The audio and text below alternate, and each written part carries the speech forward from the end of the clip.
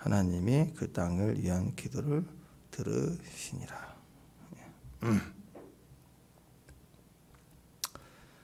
성경에서의 기근은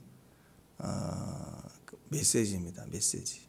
그냥 자연 현상이 아니라 메시지가 있어요. 그래서 경제적인 어려움, 또 불황, 기근, 가뭄, 뭐 이런 거, 홍수, 이게 다 메시지라는 것이죠. 그래서 이걸 자연 현상으로 이렇게 치부를 하면 인간적 수단을 자꾸 이렇게 발휘하려고 하잖아요. 성경에 보면 요셉 때 7년의 풍년, 또 7년의 그 전에 흉년. 이게 뭐였냐면 요셉을 총리로 세우기 위한 그런 계획이었죠.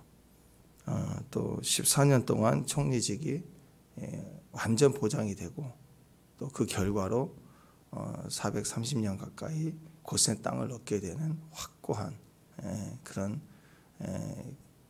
결과를 낳게 합니다. 이게 다 메시지였다는 거죠. 이때 요셉의 그 온 가족이 드디어 이제 70명이 들어가 가지고 나중에 430년 지나서 200만 명이 어마어마한 수가 돼서 나오게 되죠. 그러니까 메시지라는 거죠. 어떤 이유가 있다. 그냥 어려움만 버티자. 그게 아니라 그 속에 들으려고 해야. 가뭄은 들으려고 해라. 기근이 오면 들으려고 해라. 경제적인 위기가 온다. 들으려고 해라. 코로나가 왔다. 들으려고 해라. 예전에 IMF가 왔다. 들으려고 해라. 요즘 경기가 너무 어렵다. 불황이다. 들으려고 하라. 자꾸 메시지를 들으려고 해야 된다라는 거예요. 문제를 풀어가는 과정 중에요. 어떤 문제를 우리가 그냥 다 영적으로 다 해석할 수는 없어요. 영적인 해석을 내가 자유로 자꾸 하다 보면 자꾸 그게 내 주장이 되고 내 결과가 될 가능성이 훨씬 높습니다. 사역 현장에서 그 내적 지혜나 축사 이런 것들을 이렇게 잘못 배우고 어설프게 배우면 그 자꾸 사역을 하려고 그래요. 그 자꾸 그 사람을 볼 때 이해하고 또 품어주려고 하고 덮을 생각은 안 하고 판단을 하죠. 조금 배운 지식으로. 저 사람 상처가 많아서. 저 사람 아버지 관계가 그럴 거야. 저 사람은 뭐 심령이 내면 성품이 그래서 그럴 거야. 이렇게 이게 판단을 하게 되고, 그렇게 이 사람은 어떤 부류의 영적 사람, 무슨 영 이렇게 해서 판단해 버릴 가능성이 훨씬 높습니다. 그러면 진단이 그렇게 되어버리면 결과는 어떻게 되냐면 그렇게 액션을 취해버려요. 사역자라면 기도해 주면서 그냥 무슨 영 해버리는 거고, 그게 굉장히 더 큰 상처가 되는 거거든요. 다윗이 지금 오늘 보여주는 장면도 그렇지만 사도 바울도 그 복음을 증거하러 갔을 때 귀신 들리는 자가 당신은 하나님의 종이다, 위대한 하나님의 종이다 그렇게 얘기하니까, 점치는 여자가 얘기하니까 맞는 얘기잖아요. 그리고 자기를 알아봐 주니까. 근데 괴로운 거예요. 겉은 말은 맞는데 속이 영적으로 괴로운 거예요. 그래서 그걸 몇 날을 그냥 대버려두고 몇 날을 고민하되 기도했죠. 기도해 주니까 하나님이 분별을 줘요. 분별을 줄 때 무슨 영인 줄 알고 나가 하고 쫓아낼 때 나가는 거죠. 근데 진단부터 먼저 해버려가지고, 그래서 무슨 영, 나쁜 놈, 대적자 해가지고 내가 막 공격을 해버리면 기도가 이상해지기 시작하고 결과도 안 나와요. 그래서 우리가 이런 실수를 많이 하게 된다는 거죠. 그래서 무엇 해야 되느냐? 그 문제를, 오늘 다윗의 기근의 문제를 들으려고 엎드려서 하나님께 막 매달린 거예요. 다윗이 드디어 기도가 시작이 됐습니다. 어제까지 우리가 보면 다윗이 계속해서 어려움을 당할 때 해결할 능력이 없는 거예요. 복잡해지기 시작하고. 물론 뿌리는 밧세바 사건에서부터 계속 이어져 온 그 뿌리가 계속해서 흘러내려온 것이지만, 압살롬의 반란 다 붙어 있었고, 또 세바의 반란 연결되어 있었고, 골은 점점 깊어져 갈 때 자꾸 다윗의 해결 방법이 기도 없이 하니까 이 사람 세웠다가 좀 늦으면 저 사람 세우고 또 꼬이고, 막 이렇게 도미노 하나 무너지면 다 무너지는 것처럼 수습이 안 되는 총체적인 난국에 빠져버렸잖아요. 왜 다윗이 기도를 안 했을까? 드디어 하나님은 오늘 다윗을 기도를 시키기 위한 것인지 다윗이 엎드리기 시작했습니다. 그래서 우리 영적 삶 가운데서도요, 어떤 문제가 있을 때 우리는 잘 몰라. 일단 그 문제를 놓고 기도하는 거예요. 매달려서 주여 살려주세요, 또 이거 고쳐주세요, 막 또 기도하고 또 기도하고 하다 보면 그 문제를 탁 부러지게 해결해 주시기보다는 반드시 하나님 메시지를 줘요. 이 원인이 뭐다, 무엇을 풀어라, 무엇을 해결하라. 이렇게 먼저 우리에게 하나님이 사건을 깨닫게 하시거나 알게 하신다고. 그렇게 하나님의 음성으로 알게 됐을 때 오늘 다윗의 모습을 보면, 그러면 진단이 그렇게 됐으니까 액션도 그럼 내가 이렇게 해버려야지. 절대 그렇게 안 나와요. 그래서 기부할 사람들은 가가지고 기부할 사람들에게 물어보잖아요. 야, 니들이 상처를 옛날에 입었는데 어떻게 해결을 받아야 되느냐. 그들이 원하는 것을 들어주면서 맺힌 게 풀어지잖아요. 다윗이 일방적으로 왕으로서 하나님께 들었으니까 이렇게 할 거야 하고 딱 혼자 해결해버리고 제사 드려버리고 끝내버렸다. 하나님 음성 들었다고 다윗이 제사장과 법궤 들고 와가지고 그 땅에 가가지고 막 제사드리고 예배 드리고 하나님 감사합니다 하고 땅하고 와버렸어요. 그러면 기본 사람들은 풀려요? 마음이? 뭐 하는 거야? 상처는 우리가 받았는데, 우리가 맺혔는데. 자기들께 와서 막 예배 드리고 뭐 한다고 그냥 하러 가버렸어. 선교가 그러면 안 돼요. 사역이 그러면 안 돼요. 들어야 되고 풀어줘야 되고, 그게 하나님 음성을 가진 사람들의 모습입니다. 자기 하고 싶은 대로 액션했다 이거. 난 이만큼 보상했다. 내가 생각할 때 이 정도 보상해주면 되지 하고 금덩어리 하나 주고 오면 그게 풀리겠냐고요. 그 아픔과 맺힌 것을 이해하고 들어주고 거기서 풀어져야 교통이 열어지죠. 그래서 땅에서 맺히면요, 하늘에서 쏟아져도 뚜껑 닫힌 병처럼 한 방울도 들어가지 않는 원리가 있다는 거죠. 그래서 풀어야 된다. 어떻게 풀어야 되냐? 예수 이름으로 명하노니 풀릴지어다. 그렇게 안 돼요. 기도에서 가서 내가 풀어야 되는 거예요. 다가서야 되는 거예요. 그래서 권세로 한다면 예수님 이 땅에 오실 이유가 없죠. 하늘에서 그냥 내가 내 이름으로 명하노니 풀릴지어다. 그랬으면 다 풀리죠. 인간의 마음이 다 열릴지어다. 그 마음이 다 열려서 구원받을 만 회개할지어다. 그러면 한 지역이 집단적으로 회개가 일어나고. 그렇게 안 돼요. 인격이니까. 그래서 하나님이 직접 내려오셔서 대속하실 수밖에 없으셨다. 그래서 우리가 살면서 부딪히는 여러 문제들 역시 기근뿐만 아니라 여러 문제들 역시 기도할 필요가 있습니다. 기도하다 보면 그 문제 때문에 내 근본적인 내면에 깊이 있는 근본적인 것들을 또 발견하고 그 문제를 매달리면서 깊은 것들을 하나씩 건들기 시작하는 거예요. 그래서 내가 점점 궁극적으로는 회복이 되고 성숙해져가는 계기가 된다는 거죠. 비가 내리니까 맨날 늦은 비와 이른 비를 주옵소서, 성령을 부어주세요. 맞아요. 그런데 문제는 맺힌 게 하나도 풀리지 않은 상태라면 성령이 부어진들 뭐가 내 안에 들어오겠습니까? 내가 이렇게 풀어져야 돼요. 그 화분도 그러잖아요. 화분도 물을 꾸준히 주는 화분들은 이렇게 물을 잘 스며 먹는데 며칠 뭐 여행 가든 뭐 또 오랫동안 물을 안 줘서 바싹 말라서 죽어갈 때 물을 줘보세요. 물을 주면 위에 묻혀서 우산처럼 물이 안 들어가. 딱딱하게 한참 안에 들어가. 또 주고 해. 땅에 붙어가지고 흙이 계속 줘야 됩니다. 그래서 한 방에 되지 않아요. 그러나 그 뭉쳐 있는 것들을 풀어내야 그 물이 스며 들어가서 전달이 되는 것입니다. 그래서 우리에게 당하는 모든 문제라고 하는 것은 근본적으로 메시지가 내면에 있습니다. 깊은 것을 자꾸 다루는 거고, 보이는 응답을 위해서 우리가 기도해도 반드시 보여지지 않는 응답을 날마다 주시는 거예요. 날마다 물을 줘서 그 물이 단비가 성령의 기름 부음이 계속 적셔지는 거예요.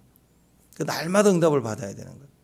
기도는 그게 내 안에 스며들어서 적셔질 때까지 하는 거예요. 그게 10분이 될 수도 있고 또 1시간이 될 수도 있고 때로는 2시간이 될 수도 있겠죠. 찬양도 흠뻑 적실 때까지 찬양을 하는 거죠. 그렇게 날마다 가는 거예요. 그럴 때 그게 다르게 얘기하면 분량이 채워져서 나중에 이제 응답이 됐다. 그런데 우리는 그 결과는 두 번째는요, 그렇게 중요한 게 아니에요. 보이지 않는 응답을 날마다 해가는 거죠. 그래서 그 풀어가는 과정 중에서 궁극적으로 우리 자신이, 우리 존재가 완성이 되어져 가는 거예요. 그래서 우리가 그 문제를 당하면 그 문제를 붙들고 치열하게 매달려 기도하며 인내하다 보면 그 문제만 해결되는 것이 아니라 보이지 않는 내면에 있는 그 근본적인 것들이 치유되고 그 뿌리까지 다 뽑혀지게 되는, 해결이 되는 그런 일이 일어난다는 거예요. 그래서 여러분, 날마다 기도할수록 내면이 바뀌어져야 정상이에요. 그러니까 끝까지 그 환경, 그거 여리고성처럼 그거 뺑뺑 돌기만 하고 바뀌지 않으면 아무 의미가 없어요. 내 속과 내 자신이 하나님 앞에 관계 속에서 계속적 승리가 일어나야 되는 것입니다. 코로나나 이 불경기, 또 질병의 위험, 또 여기 면역 문제, 뭐 정신적인 어떤 충격, 뭐 팬데믹이 왔다고 하잖아요. 이런 쌓여져 오는 것들이 있을 때 그냥 이게 우연이다 그렇게 생각하지 말고 엎드려서 하나님께 기도하고 그리고 붙들고 막 그 문제를 가지고 하나님께 나갈 필요가 있다는 것입니다. 그러면 하나님의 음성이 우리 내면에 채워지고 들려지게 되죠.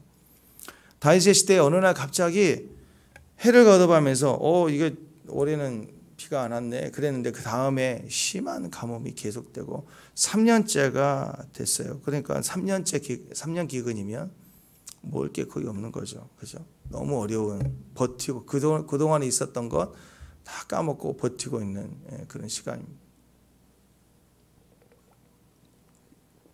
여러분, 사업도 그렇잖아요. 사업도 한 3년이면 아무리 잘된 사업도 3년 버티면요, 그동안에 많이 벌었어도 버티다가 이제 다 끝이 날 정도가 3년 정도 되지 않겠어요?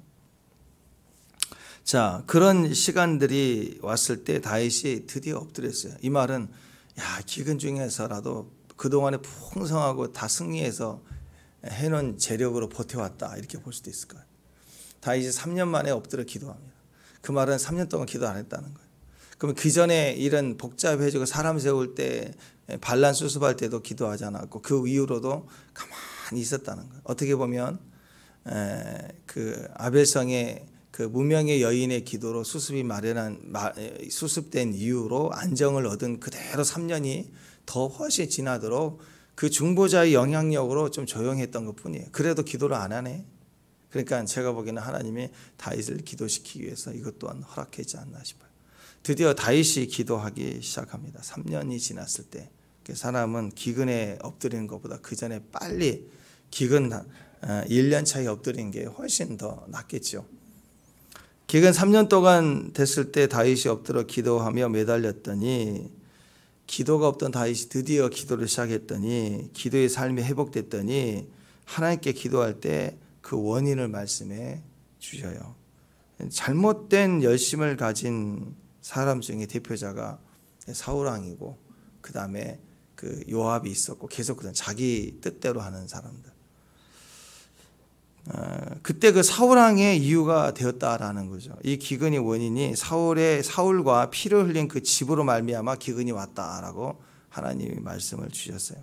이 말은 과거의 사건이지만 이 기브온 사람들은요 지금까지 막 고통스럽게 응어리져 있구나, 이거 얼마나 분노가 돼 있느냐, 풀리지 않았구나 이렇게 알 수가 있습니다. 내가 생각할 때는 뭐 과거 일이고 지났는데 그럴 수 있지만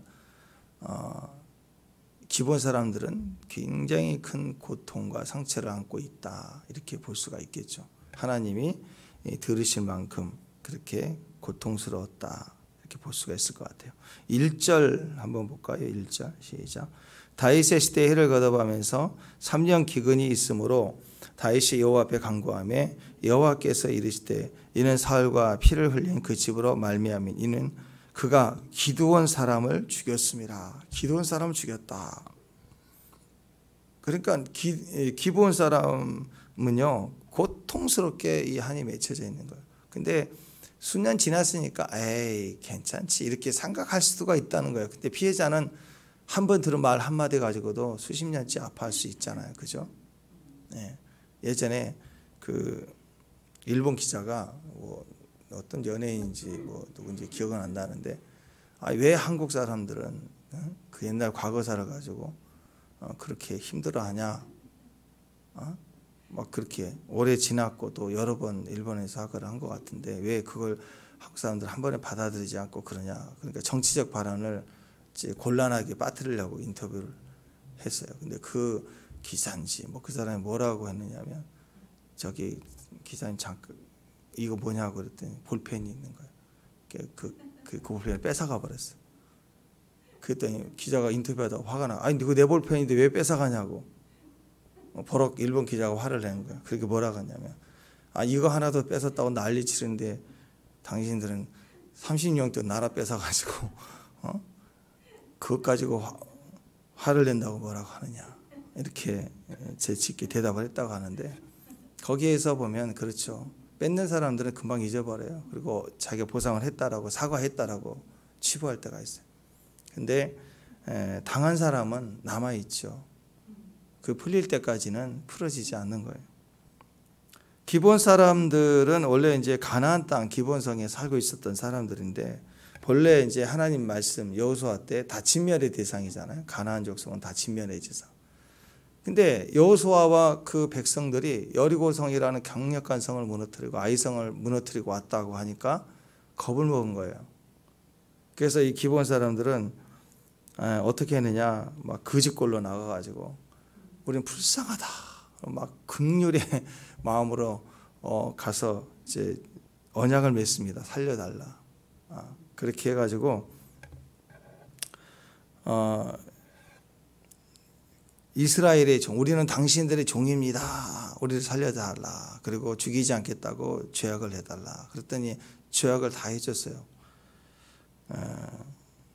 그래서 이제 그때부터 이제 여호와의 단을 위해서 나무를 펴고 물을 깃는 자가 되었다. 그래서 지금까지 계속 이제 이스라엘 백성들 안에 속한 자가 되어져 왔습니다. 근데 사울이 생각해 보니까, 사울이 왕이 되어서 생각해 보니까 이거 가짜 이것들 거짓말 해가지고 이것들 죄악을 맺었네. 언약을 갖다가 거짓말해서 맺었네 하나님께. 그리고 지들이 목숨 살렸네. 야 이거 이런 사기꾼들을 그냥 두면 안 돼. 그래서 사울이 가가지고요 그 맺은 약죄를 취소 그러더니 다 죽여버렸어요. 피를 흘렸어요.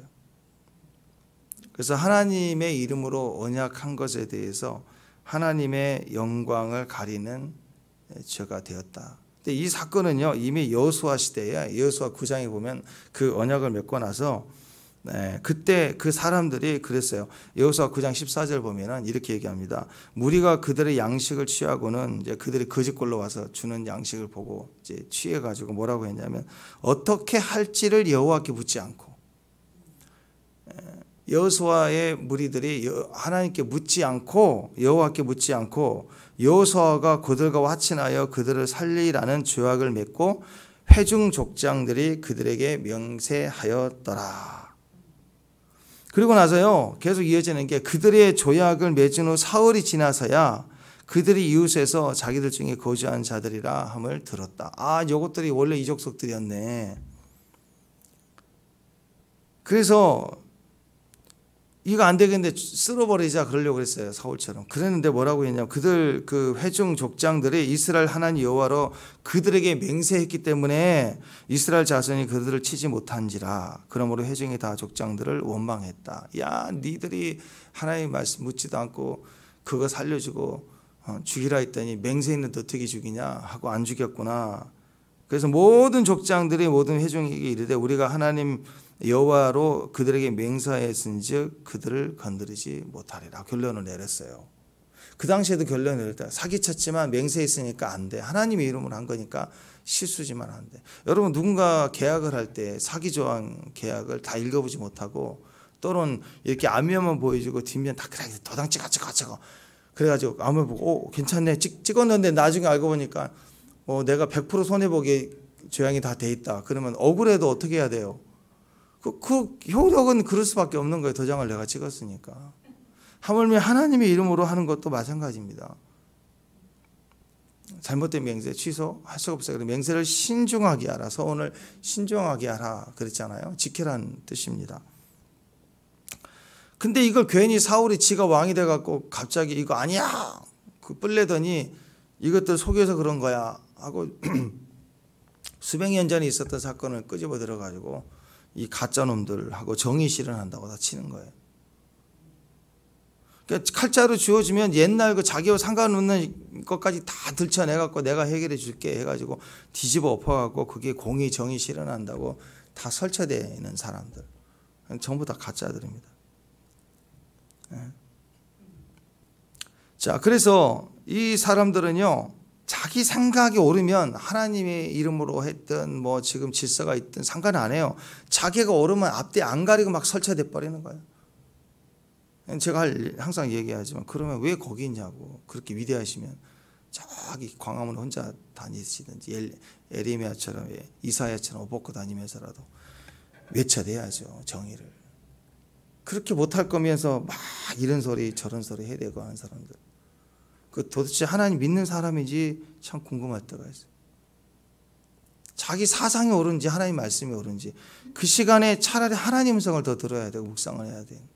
거기에 없어요. 그냥 정의, 공의, 억울함, 거기에 뭉쳐있는 이 바보짓, 이게 선악과거든요. 사실은 자기 열심, 내가 옳으면 앞뒤 가리지 않는 거, 매일 입에서 나오는 게 나쁜 놈, 잘못된 거, 맨날 이것만 얘기하는, 찬양이 나오질 않아. 찬양이 하나님의 언약보다, 그래요, 생각해 보세요. 하나님 언약 제껴놓으면 다 맞는 얘기예요. 그렇게 하면 안 되죠. 거짓 맹세하고 이 나쁜 놈도 어떻게 사기쳤냐, 맹세했냐, 더 나쁘잖아요. 더 사기를 쳐서 연극해가지고 도장 받아내고 얼마나 나빠요. 근데 결론은 그거예요. 다윗이 사울왕을 죽이지 않았던 이유도 다 100% 나쁜 놈이지만 도장이 찍혀있다고, 하나님 기름 부음이 있어요. 그게 건들 수가 없는 거예요. 서로에 도장이 찍혔다, 건들 수가 없는 거예요.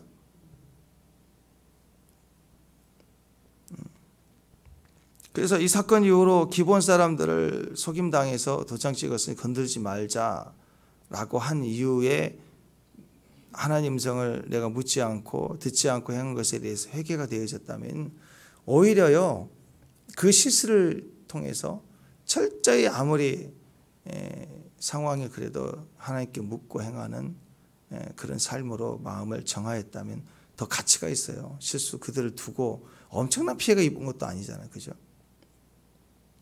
그래서 예전에 그 세브란스 병원 그 세계적인 암 그 권위자, 그분이 간암인가, 자기가 암 권위자인데 암에 걸렸어. 암에 걸려가지고 자기가 그 수술 다 암 환자 수술을 하면서도 자기 검사를 안 해가지고 말기가 된 거죠. 그럼 또 사셨는지 모르겠지만 그때 인터뷰한 걸 보니까 공감이 되더라고. 너무 창피하기도 하고, 자기가 의사인데 전문가인데 그러면서 이 암을 새롭게 직면하게 됐다. 암을 파괴하고 없애려고만 생각했는데 내 삶에 왜 이런 일이 벌어졌느냐 하면서 생각하기를, 그난 한 3, 4년 동안 생기도록 계속 내가 동행해 왔구나. 나는 몰랐지만 동행해 왔구나. 그래서 지금은 친구처럼 대하자. 이걸 막 잘라내야 되고 없애버려야 되고 막 이렇게 하지 말고, 내가 지금까지 왔으니 그냥 안고 평생 가는 마음을 가져가자. 그분이 계기가 됐던 게, 그 사건 당한 사람들, 경찰들이 이제 부검을 요구할 때가 있대요. 부검을 하다 보면 살해 사건이나 교통사고로 돌아가신 분을 이렇게 부검하다 보면 어떤 할아버지인데 안에 암이 있더라는 거죠. 사고로 돌아가신 분인데 경찰 의뢰로 이렇게 부검을 하다 보니까 이분은 암이 있는데 이 암이 급성이 아니라 오래된 암이라, 한 4, 50년 된 암이래요. 근데 이 할아버지는 암 환자인데 자기가 모르고 평균하게 살아오신 거예요. 계속. 그러면서 그걸 보면서 이걸 내 인생에 이 문제를, 이 암을 내가 끊어내야 이긴다라고 생각하지 말고 그냥 마음 편하게 친구처럼, 이 친구를 장점 단점을 알면 내가 조절이 되니까, 그래서 내가 인정하고 그리고 친구처럼 대하면서 내 원하는 것들을 이렇게 동행하면 되겠구나라고 여유를 가지니까 그게 괜찮아지더라 이거죠. 근데 제가 그 얘기를 들으면서 공감을 했습니다. 기본 사람들의 속임을 통해서 이게 당장에 그 옥죄를 지는 큰 사건이 터지지는 않잖아요. 그냥 성전에 물 나무 베는 일, 뭐 이런 거 맡아서 하는 일 정도로 그 지역에 사는 거니까 위협적인 요소가 안 되니까 이걸 계기로 다시는 하나님 앞에 묻지 않고 행하는 일이 없겠다 하고 마음의 결단을 하고 산다면 오히려 평생이 더 유익이 되고 그리고 계기가 승리의 계기가 더 될 수도 있다는 거죠. 근데 이걸 건드렸어요. 하나님의 언약을 파괴하고 내가 정의 실현하겠다라는 생각이 더 맞는 거예요. 그래서 사울이 가서 네가 그랬냐 하면서 무시하고 피를 흘리게 해서 죽여버렸단 말이에요. 그러니까 자기 생각에서 나온 열심, 자기 생각에서 나온 정의, 공의를 실현하겠다는 것처럼 바보짓이 없다라는 것입니다. 하나님의 언약보다 자기 생각이 언제나 기준이 되는 사람, 자기 마음대로 해버리는 사람, 듣지 않는 사람, 결국 위험하다는 거죠. 그게 본인의 실수로 끝나지 않고 나라 전체에 기근이 오게 하는 심각한 죄를 짓게 되었다라는 거예요. 자, 거짓말을 했든 또 속였든 간에 하나님 이름을 맹세하고 계약을 했다면 지키라. 그게 성경의 기본 원리입니다.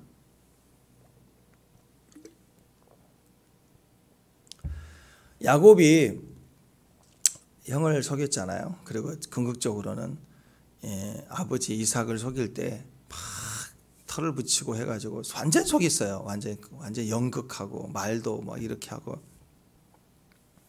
그래가지고 장자권 받았잖아요. 기름 부음 받았잖아요. 여러분 이상하지 않아요? 나중에 에사가 와가지고 아들이다 그럴 때는 막 이삭이 화가 나야 돼. 화가 나고 야 그놈 새끼 나를 갖다가 속였네. 야 지금까지 한 것 취소. 그리고 내가 여호와 이름으로 그놈 나쁜 놈 너는 7배나 나를 속였구나. 너는 7배나 저주를 받아라.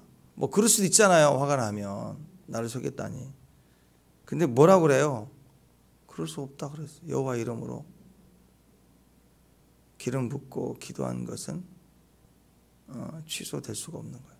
그래서 그게 언약의 원리가 그런 거예요. 언약의 원리. 예수 그리스도 언약의 원리로 구속받았습니까? 아멘? 구원 받으셨어요? 아멘?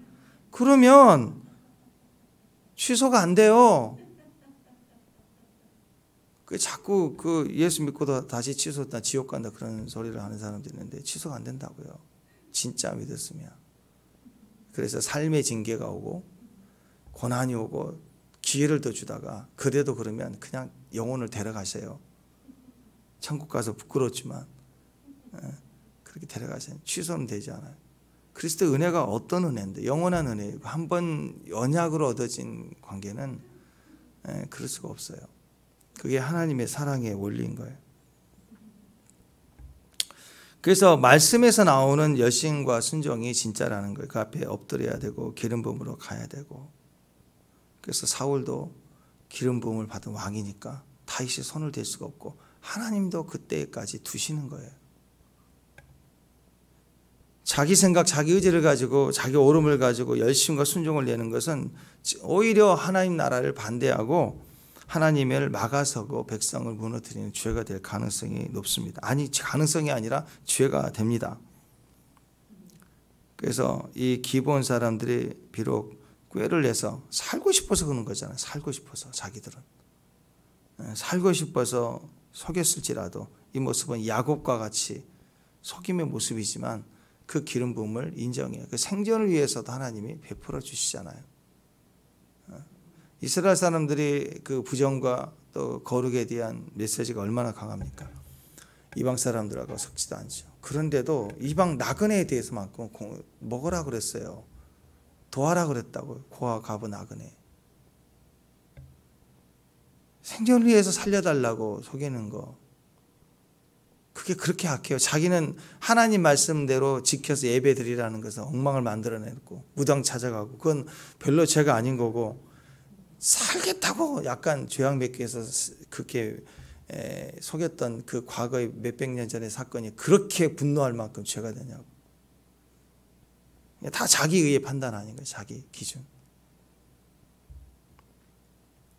자, 속임을 속였던 당했던 간에 한 번 맺은 언약은 계약이고 그 계약은 하나님의 이름으로 도장이 찍힌 계약은 효력이 있습니다. 사람이 자기 마음대로 풀어내고 뭐 끊어내고 또 취소되고 이렇게 한 게 아니에요. 피를 흘리면 절대 안 되는 거죠. 왜 가서 괜히 피를 흘리게 해요?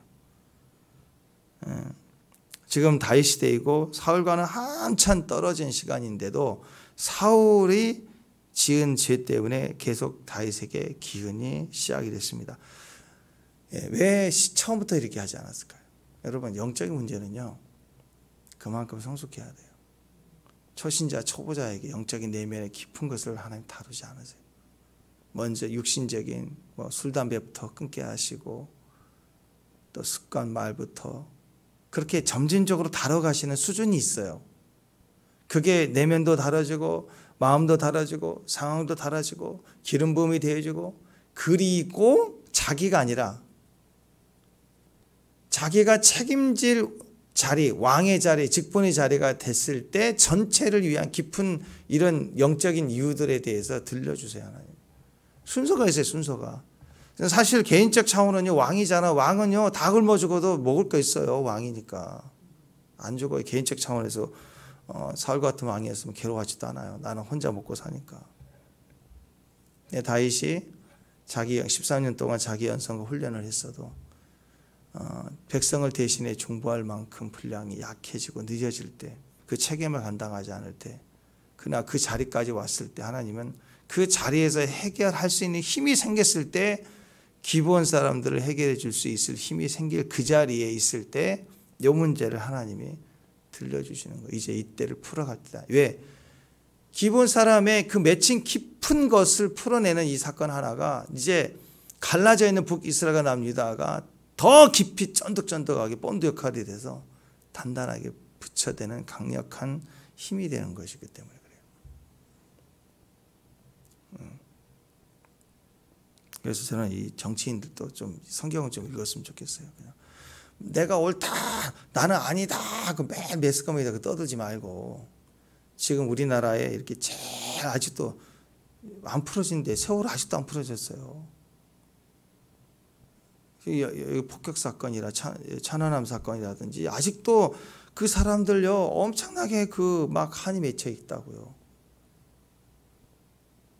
아니, 정치인은 그런 거 해야 돼. 가서 그거 지금 정치 당장 이슈가 안 될 것 같아도요, 그거 풀어내야 돼요. 그런 거. 그러면요 이 본드처럼 그 접촉점에다 단단하게 붙어지는 것이 뭔가 풀어지기 시작하고 단추가 탁탁 풀린 것처럼 탁탁탁탁 풀린다고요. 여기서부터까지 옷을 볼 때 단추 몇 개 하나 잡는 게 아무것도 아닌 것 같아도요, 하나 잡히면 힘 능력에 2개 잡히면 3개 잡히면 단단해져요. 정치 힘은 거기다 쓰는 거죠. 그렇게 풀어질 때 오히려 전체를 하나 되게 하는 힘이 나타나게 되는 거예요. 그래서 다윗은 기브온 사람들이 물었더니 사울이 그랬으니까 사울의 후손중 7명을 달라.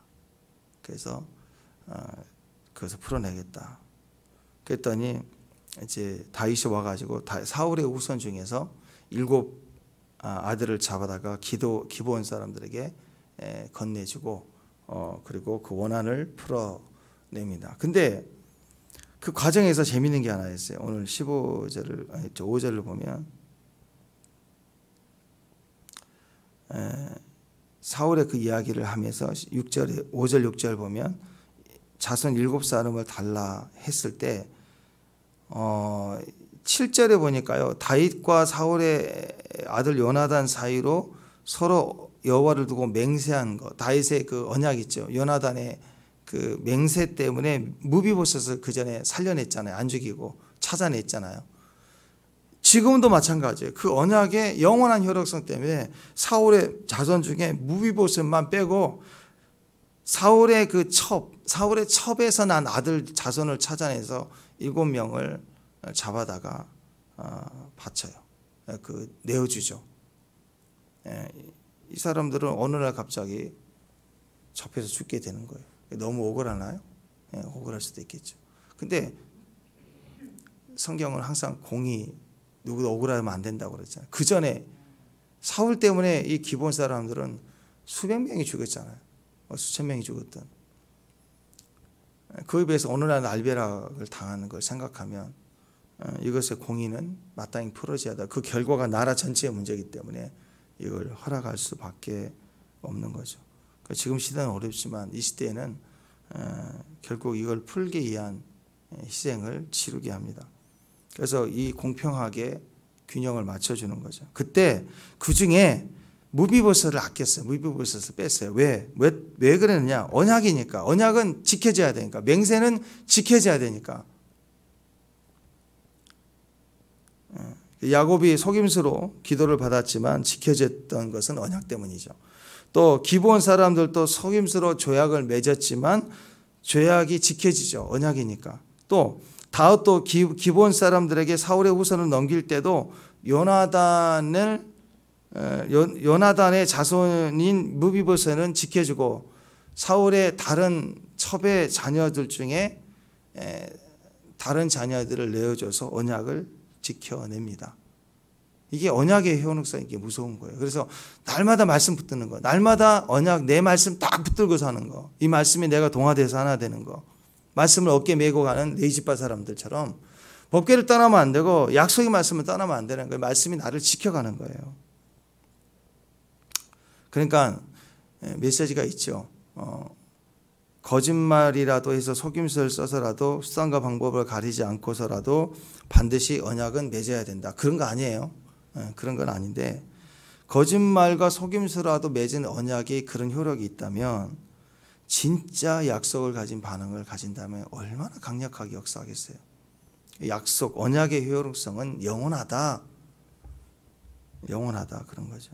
그런 마음이라면 우리가 약속의 사람으로 얼마든지 승리할 수 있다라는 것입니다. 다윗은 또 생각해 볼 때 기브온 사람들의 원한을 맺힌 걸 풀어서 이제 감사가 되지만 또 이 사울의 첩의 아들들을 죽인 것에 대한 마음이 아프잖아요. 근데 그 또 엄이라고 그 첩이 그 아들의 시신을 새들이 먹을까 봐 이렇게 보호했다라는 거, 쫓았다라는 소식을 들으니까 마음이 아프잖아요. 그러니까 다윗이 또 억울함을 풀어줍니다. 어쩔 수 없는 희생이지만 그래서 그 원한을 풀어주기 위해서 또 가서 그 시신의 뼈를 가져다가 장사를 잘 지내줘요. 자, 이게 다윗의 마음이고요. 이게 하나님 마음이에요. 공의를 베풀어 주는 거죠. 그랬더니 14절 그 후에야 하나님이 그 땅을 위한 기도를 들으셨다. 아멘. 드디어 3년 기근이 종식이 되고 땅에 비가 내렸다. 하나님과의 진정한 교제를 위해서, 이 모든 것이 하나님의 영광을 위해서요. 땅에 비를 내리기 위한 게 아니라 하나님의 공의를 풀어내는 거예요. 하나님 그러기 위해서 무엇보다도 하나님과 교제를 가로막고 있는 모든 것들을 제거하고 풀어내는 거, 묻혀있는 것을 풀어내고 용서하고 그리고 하나님을 선택해 가는 날마다의 선택이 이런 승리를 준다는 것을 믿고 우리가 이렇게 끝까지 공의와 사랑, 이 균형을 잃지 않고 섬겨가는 주의 사람이 되시기를 주님의 이름으로 축원합니다. 기도하겠습니다.